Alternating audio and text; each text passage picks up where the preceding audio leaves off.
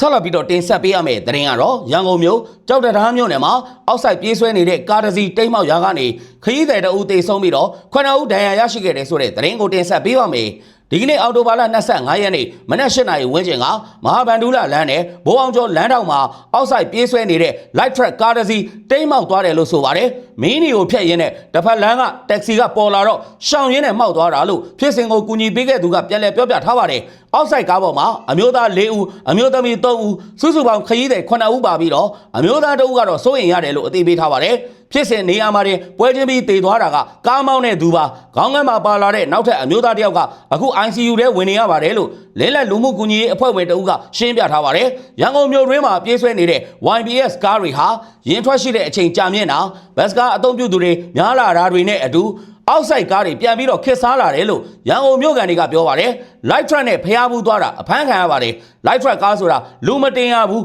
ကုန်တင်မို့တဲ့ဒဏ်ကြေး3000ပေးလိုက်ရတယ်ရန်ကုန်မှာကျတော့ light truck ကအောက်ဆိုင်ဆွဲလို့ရတယ်ဗျာတရက်ကို3000ရတာပေါ့ဗန္ဓုလတရားဆိုရင်လမ်းပြောင်းမြန်အောင်မောင်းခွင့်ပေးထားသေးတယ်လို့ရန်ကုန်မြို့ကန်တို့ကရှင်းပြထားကြောင်းသတင်းရရှိပါတယ်ခင်ဗျာ